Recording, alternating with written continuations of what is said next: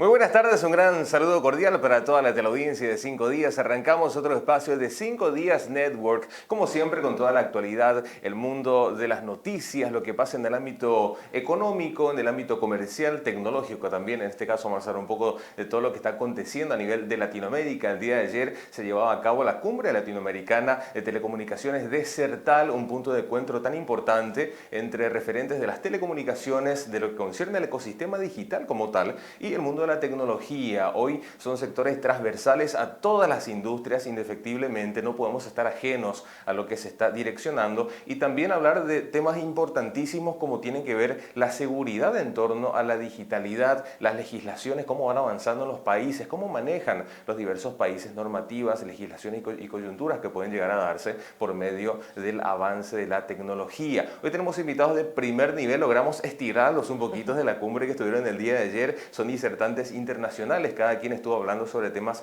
interesantísimos, son expertos en sus áreas. Los voy presentando y me van saludando. Me acompaña primeramente, ella es diputada de Costa Rica, ella es presidenta también de la Comisión de Ciencia y Tecnología, especialista en Derecho Informático, actualmente está cursando una maestría de Inteligencia Artificial, importante tema que vamos a tocar en instantes, y también forma parte del Grupo Parlamentario en Tecnología de América Latina. Asimismo es integrante de la Comisión de Selección de Trabajo del Foro de Gobernanza de Internet para América Latina y el Caribe. Con nosotros la diputada Joana Obando. Diputada, ¿cómo le va? Un placer, David, estar por acá y sobre todo estar en tu hermoso país, Paraguay, que nos ha recibido con los brazos abiertos. Definitivamente América Latina tiene sus mejores expositores. Excelente, muchísimas gracias, diputada. También nos acompaña en esta tarde el señor Juan Luis Núñez Ticinetti, es chileno, es consultor internacional, experto en telecomunicaciones también. Actualmente representa en Chile y el Cono Sur a la empresa norteamericana Telecommunication Management Group, TMG, mejor conocida a nivel internacional, prestigiosa consultora especializada en telecomunicaciones, tecnología y regulación. Juan Luis, ¿cómo te va? Muy buenas tardes, un gusto tenerte. Muchas gracias, David, por la invitación, y un gusto saludar a todos los paraguayos y a todo este hermoso país que nos recibió de tan buena manera para hablar de nuestra querida industria de las telecomunicaciones.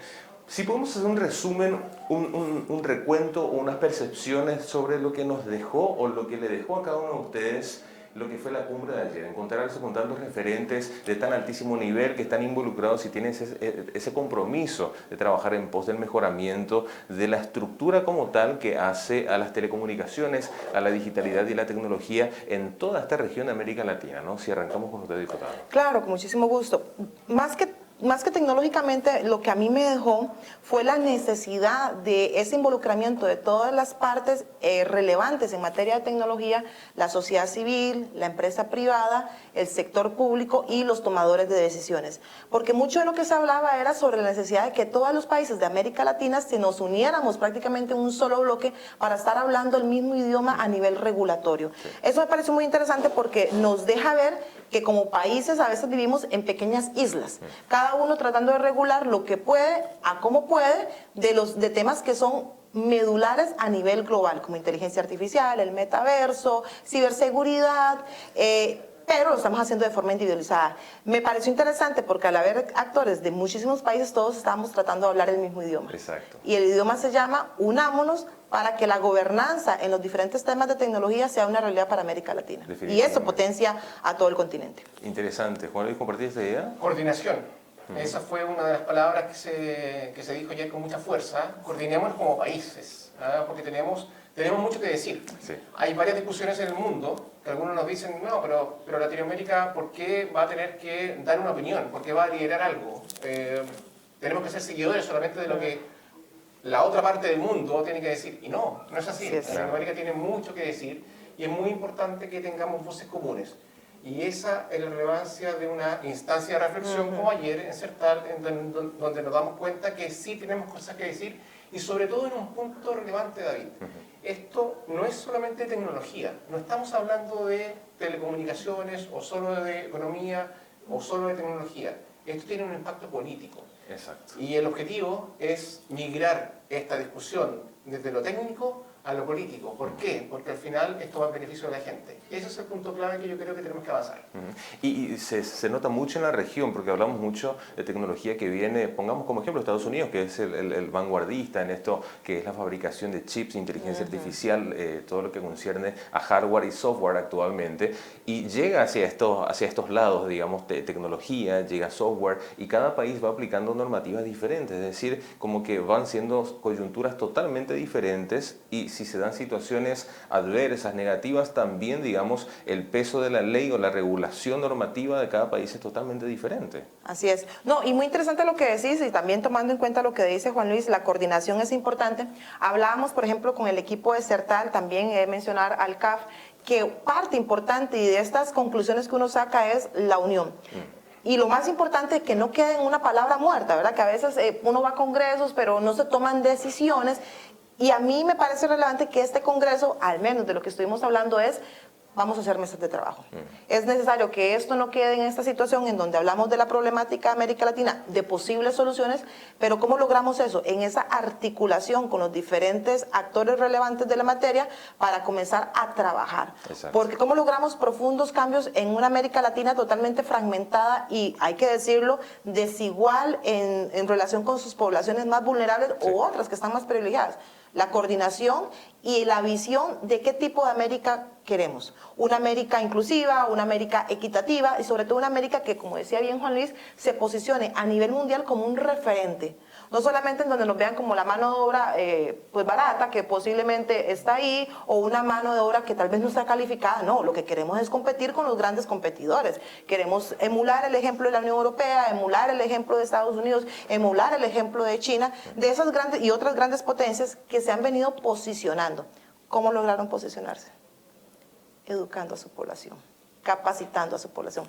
Porque al final de cuentas, el mejor aliado que vos tenés para superar las crisis económicas, políticas y de educación en tu país es el recurso humano. No hay otra forma. Y el recurso humano se encuentra allá, en los barrios, en las comunidades, en la gente que está deseando tener una oportunidad para crecer. Definitivamente. ¿En Chile cómo se encuentra la situación ahí? Mira, hoy día Chile está avanzando en despliegue de redes 5G. Acabamos de concursar por segunda vez, el 2021 la primera vez, este año la segunda vez, espectro para 5G. Tenemos un despliegue de redes que es muy importante.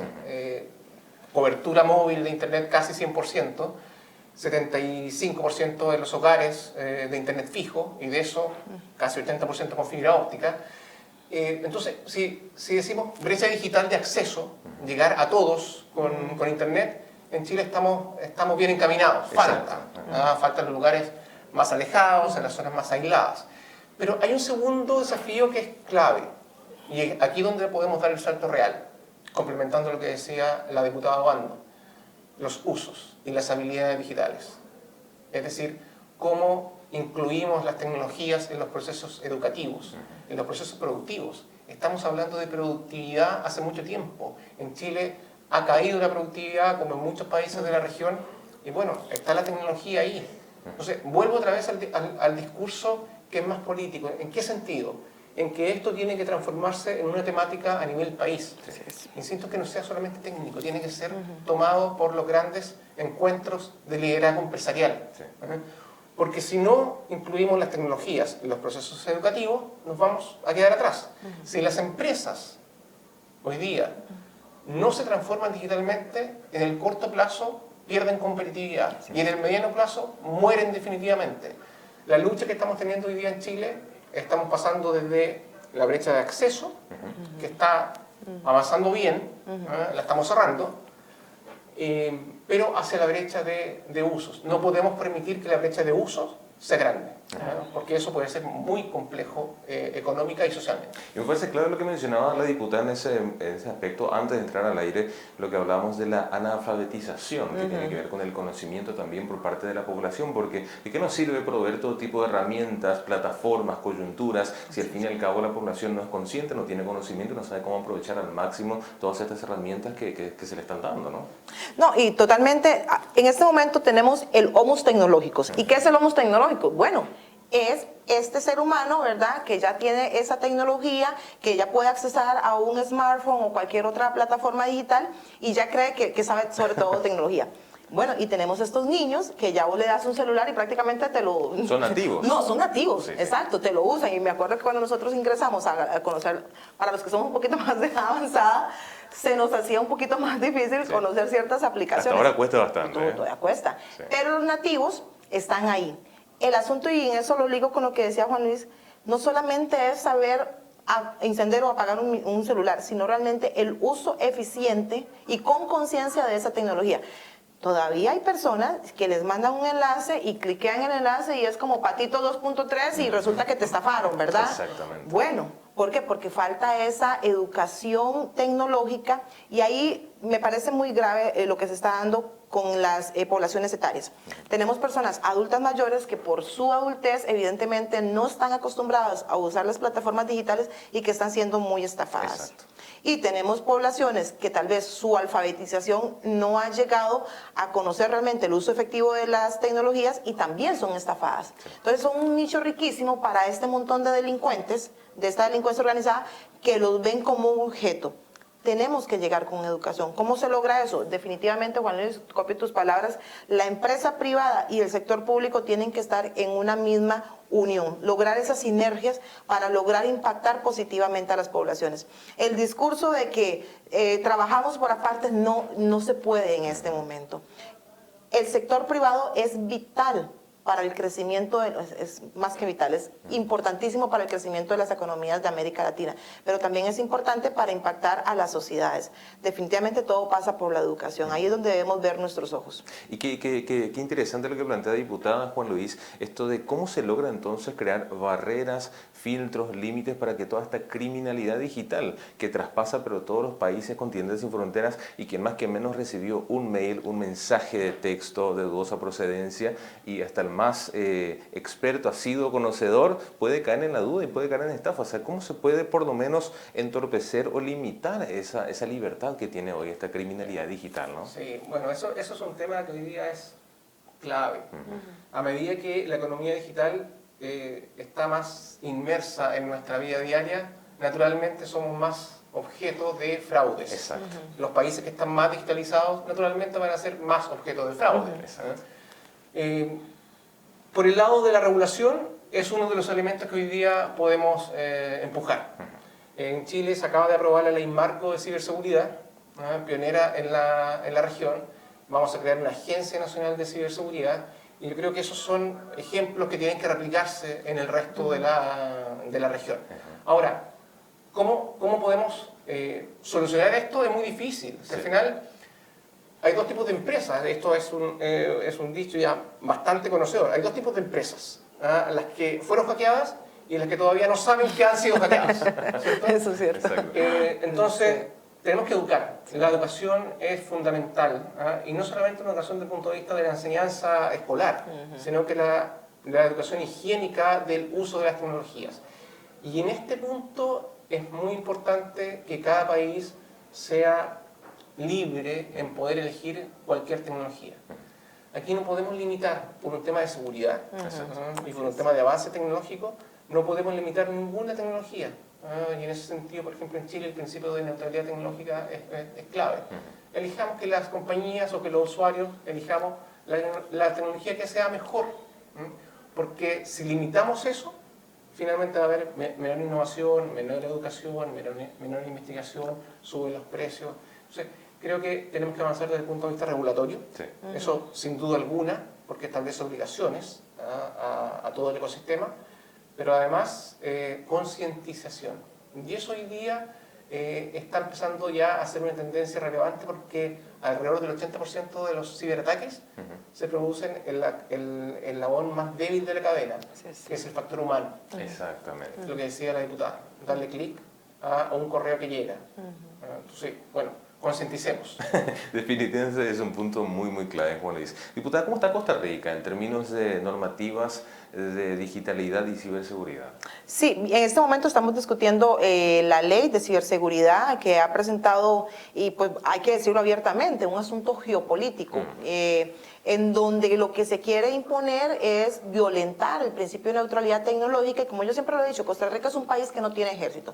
Es decir, es un país que para nosotros en temas de paz y de mantener la neutralidad siempre ha sido un baluarte. Pero en este momento estamos atravesando presiones políticas o geopolíticas que lo que hacen es tratar de violentar estos principios. Como decía Juan Luis, es importante que la tecnología, independientemente de donde venga, eso a nosotros no nos compete. Mientras sea tecnología eficiente, a buen precio, eficaz y que solucione la problemática de los ciudadanos. Porque en principio nosotros estamos dados para que los problemas reales de los ciudadanos sean resueltos a través de la política pública, no para meternos en cuestiones geopolíticas que lo que vienen es a incrementar los costos, traer una tecnología que no es tan eficiente como otras y a ponernos a un país tan pequeño como lo es Costa Rica en medio de grandes potencias que no nos corresponden.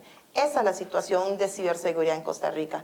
También hay que decirlo, la implementación del 5G, que para nosotros aprovechar la potencia que traería 5G es necesario implementarlo. Nosotros en este momento Costa Rica tiene 4G.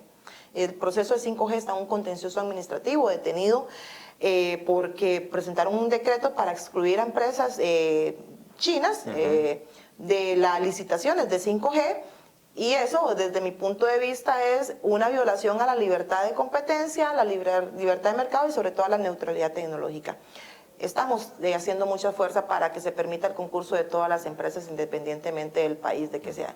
Eso es mantener la neutralidad. Totalmente, y seguir teniendo ejemplos como el caso de Chile, que está tratando de pelear por estar a la vanguardia y marcar un poco el camino, la ruta a seguir para otros países y abrir, digamos, o fortalecer ya esas estructuras de conectividad que hoy, por suerte, ya van siendo mucho más sólidas a nivel regional y permiten a otros países que están menos avanzados poder acoplarse a esas tendencias y hacerlo con mayor facilidad. Tema de inteligencia artificial, pregunta para ambos. ¿Hasta qué punto debería de ser regulada la inteligencia artificial y cómo podría ser medido el nivel de ética o no ética en la aplicación de esta herramienta, como lo hablábamos, detrás de cámaras de doble filo, que puede ser usada tanto para el bien como para el mal indistintamente? Sí, voy a comenzar con una historia para contestar esta pregunta. En 1948 suena la gran bomba atómica, Hiroshima, y luego posteriormente a los 3 días Nagasaki. Dejó más de 70 millones de personas. Sí. Una cantidad asombrosa de personas que murieron a través de las bombas atómicas. Cuando la bomba atómica se creó, la energía nuclear que potencia esta creación de bombas, el creador no la hizo con el fin de que fuera utilizado como un arma de muerte para las personas, sino que tenía otros objetivos más loables. Sin embargo, esa tecnología tan potente no se pudo contener. Cuando sucede lo de Hiroshima y Nagasaki, evidentemente causa una conmoción a nivel mundial, porque, bueno, estábamos ante la deshumanización del ser humano en ese momento. El ser humano en contra del ser humano, no de forma individual, sino de forma masiva y automática, de una forma atroz. En 1968, y creo que soy imprecisa con la fecha, pero me parece que es 68, se hace el protocolo de la no proliferación de armas atómicas, que es un protocolo que se sigue a nivel mundial, en donde sí, efectivamente hay países que siguen fabricando armas atómicas, pero hay una observancia. Es más, se hace seguimiento de los materiales que se sacan y ya se sabe cuáles países y en qué cantidad tienen las armas nucleares. ¿Por qué se hace ese protocolo? Porque efectivamente se descubrió que esa tecnología tan potente podría ocasionar un daño totalmente invasivo y perjudicial para el ser humano. Ahí se da el fenómeno de la contención tecnológica. Yo, fiel seguidora de la inteligencia artificial y la defiendo, yo creo que tenemos que contener la inteligencia artificial. Pero contener no significa detener la innovación. Contener significa que los marcos regulatorios tienen que estar construidos de tal forma que el centro de esos marcos regulatorios sea el ciudadano, con sus derechos bien resguardados, sus derechos humanos, que la ética se mantenga y que el ser humano no sea desplazado por las máquinas y que las máquinas pues no nos vayan a deshumanizar aún más. Eso es la contención. Hay mucha tela que cortar en contención. ¿Qué tipos de derechos estamos dispuestos a ceder? Eso también tiene que entrar a discusión. ¿Cuál va a ser ese límite de esa contención? Tienen que entrar a discusión. Yo creo que esos son los grandes temas que tenemos que tocar en los foros internacionales, en los foros país, en donde se hable abiertamente y sin tapujos cuál es la política de Estado que queremos seguir en inteligencia artificial. Definitivamente. Hay la diputada lo acaba de mencionar, conflicto o potencial conflicto entre la innovación y la regulación. Sí. Y aquí la inteligencia artificial, fiel defensor también yo de este tema, que no es nuevo, o sea, la inteligencia artificial tiene muchas décadas. Lo que pasa es que hoy día está impactando y tenemos la inteligencia artificial generativa, que tiene muchos beneficios desde el punto de vista de la productividad, del aprendizaje. Eso no cabe duda alguna. Claro. Pero ¿cómo podemos contener algunos mínimos? Y yo ahí me voy por el lado de los mínimos principalmente. Yo no le tengo miedo a la inteligencia artificial. Yo creo que sí va a servir de manera muy relevante para la economía y para la sociedad. En Chile acabamos de presentar un proyecto de ley para regular la inteligencia artificial. Tiene bastantes cosas de la iniciativa que se aprobó este año en la Unión Europea. Y claro, hay algunas cosas que pueden ser, que son inaceptables. Algoritmos de género, algoritmos de sexo, que te discriminen por algún criterio que en realidad no venga al caso, con las entrevistas laborales. Es decir, hay cosas que efectivamente tenemos que poner límites y que son de bastante sentido común. Sí, claro. No es algo muy sofisticado, pero que tenemos que tener cuidado con ese uso ético. Ahora, el resto, yo creo que hay que meterle velocidad y darle, porque eso va a generar un aumento en la productividad. Pero volvemos otra vez al punto de la educación y al punto del capital humano. Es clave que tengamos capital humano que sepan manejar la inteligencia artificial. Para no ser desplazados al fin y al cabo. Exacto. Claro, efectivamente. Y bueno, aquí vamos a entrar también a otro tema que puede ser la misma reconversión laboral, especialmente de los adultos mayores. Pero volviendo al tema de la inteligencia artificial, tener claro cuáles son los mínimos, que haya una regulación que sea muy concreta y que eduquemos en inteligencia artificial. Yo agregaría algo que dijo Juan Luis que me parece súper interesante sobre la reconversión de los empleos.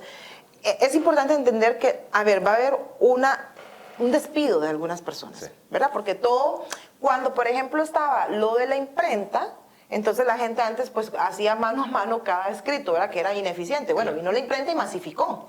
Evidentemente pues las personas que encargaban de escribir mano a mano cada artículo, pues fueron sustituidos por la imprenta. Es decir, cada ola tecnológica va a traer la reconversión de los empleos. Pero ahí no tenemos que verlo como el enemigo, sino, como decía Juan Luis, un marco de oportunidad para especializar algunos tipos de oficios y sobre todo para potenciar. Alrededor de 92 millones de empleos a nivel de tecnología existen en este momento. Es decir, hay un mercado laboral bien creciente, pero sobre todo hay una oferta que necesita ser satisfecha. Y como países nosotros tenemos que estar apuntando de agarrar ese recurso humano, comenzar a potenciarlo, a planear planillas curriculares acorde a las necesidades de los empleos. Pero no solamente significa que todo el mundo se va a convertir en tecnólogo, porque ciertamente hay gente pues que no le gusta o no quiere dedicarse a la informática. A los que nos apasiona sí nos gustaría estar leyendo totalmente en eso, pero significa, por ejemplo, que abogados pueden utilizar la tecnología para hacer sus procesos o sus demandas mucho más rápido. O, por ejemplo, en los juzgados, duplicar, que es una implementación que yo colaboré con Meta en el juzgado de Costa Rica, aplicar metaverso para poder tener sesiones virtuales, audiencias. Qué bueno, interesante. Eso es maravilloso. Entonces tenemos la tecnología metida de llena en cosas que antes no se podía ver. La telemedicina, por ejemplo. Entonces vamos a encontrar personal médico o enfermería especializado en aplicar telemedicina. Tenemos esa parte, y ni qué hablar de la nanotecnología, ¿verdad? Es decir, hay una especialización de las ramas que antes son consideradas tradicionales, en donde la tecnología sí o sí va a tener un papel relevante en eso. La gente no va a perder el empleo producto de la inteligencia artificial. Va a perder el empleo por aquellos que saben usar la inteligencia artificial o que saben usar la tecnología. Entonces, por eso es importante los planes de reconversión y los planes de educación en tecnología. Y para que eso sea una realidad rápida, vuelvo a mi punto anterior. Si priorizamos esto en la mente de las autoridades, de los tomadores de decisiones, va a ser mucho más rápido. Categóricamente. Así es. Eso es sin lugar a dudas importantísimo. Me voy quedando sin tiempo, pero quiero pedirle a cada uno una reflexión final en torno en torno a la proyección de la región en términos de tecnología, telecomunicaciones e inteligencia artificial, que es un tema que va a seguir sobre la mesa con más fuerza cada año, y saber si es que realmente estamos bien encaminados o todavía nos falta mucho. Arrancamos con usted, diputada. Sí. Estamos viendo los mejores tiempos y yo espero pasar muchísimos años y llegar a muy viejita para poder ver lo maravilloso que hacia dónde va América Latina y cada una de las regiones. Estamos en una época en donde las olas tecnológicas se han acrecentado, pero sobre todo se han disminuido los tiempos en donde pasamos de una tecnología disruptiva a otra. Se están rompiendo paradigmas que antes duraban 50, 70 años, estamos viendo cómo se rompen en 10, en 5 años. Entonces, a mí me apasiona saber hacia dónde se dirige y sobre todo me apasiona saber que como tomadores de decisiones o personas que estamos en el mundo de las tecnologías tomando decisiones podemos contribuir a una sociedad más equitativa, una sociedad más inclusiva y una sociedad que potencie, valga la redundancia, el potencial humano de cada persona. Porque ciertamente hacia eso tenemos que dirigir las políticas de Estado y las políticas públicas. ¿A dónde están las poblaciones vulnerables? ¿A dónde también están las poblaciones que también han sido mejores favorecidas? Y hacer esas sinergias importantes para que todos caminemos hacia un mismo objetivo. ¿Cuál es el objetivo? El progreso del ciudadano. Excelente reflexión, realmente, diputada. Juan Luis. Uno, brecha digital de acceso a Internet que se cierra completamente. Es impresentable hoy día que sigamos con brechas de acceso. Sí. Está la tecnología, se tienen que fomentar las alianzas público-privadas, los estados tienen que priorizar con subsidios, con regulación flexible, el despliegue de redes. Hoy día existe una discusión también respecto a lo costoso que es desplegar redes, especialmente de alta velocidad, 5G, fibra óptica. Vemos que en Europa incluso los organismos de competencia están permitiendo que se fusionen empresas de telecomunicaciones, que antes era más complejo. Sí. Hoy día no. ¿Por qué? Porque la escala es muy importante para poder desplegar redes. Es muy costoso, pero eso nos va a permitir dar un salto cualitativo y cuantitativo. Brecha digital de acceso, cerrarla completamente, que en Latinoamérica en unos años más, cuando vengamos nuevamente a una conferencia a Paraguay, ya no sea un tema de discusión. Y en segundo lugar, las brechas de uso. Hay 4 criterios, y lo hemos estudiado en Chile, que responden a estas brechas de uso. Educación, a menor nivel de educación, menor uso de Internet. Exacto. Nivel socioeconómico, menor nivel socioeconómico, menor uso de Internet. Urbano-rural, en las zonas rurales se usa menos Internet. Y rango etario. Ahí hay, obviamente los rangos menores se usa menos, pero en los adultos mayores también se usa menos y el rango del medio se usa mucho. Esos criterios tenemos que ir cerrándolos. O sea, brecha digital de acceso, despliegue de redes, 0, que no sea tema, nunca más. Y avanzar fuertemente en la educación y en las habilidades digitales. Y cierro con eso sí. rápidamente, y yo creo que Juan Luis también me va a seguir con esto. Es importante que nos unamos en organizaciones, en fundaciones como la tuya también, que vos tenés una fundación, como CERTAL, por ejemplo, que hace estos esfuerzos, como mismo CAP, hace estos esfuerzos grandísimos para que todos los actores relevantes estemos unidos en un solo bloque y poder continuar con este trabajo que se logra a través de un congreso. Es decir, no dejar esto atrás y sino seguir juntándonos todos, trabajando comprometidos, porque a ver, hay mucho reto para América Latina, pero yo sí creo que sí podemos lograr grandes cosas. Y acción. No solamente la reflexión es importante, pero también la acción. Por supuesto, y lo más clave de todo es que están bien claros los puntos a trabajar y tenemos herramientas para lograrlo. Así es que, más que nada, diputada, muchas gracias por estar con nosotros, es un placer. Placer. Juan Luis, mucho gusto y muchas gracias por acompañarnos. Muchas gracias a ustedes.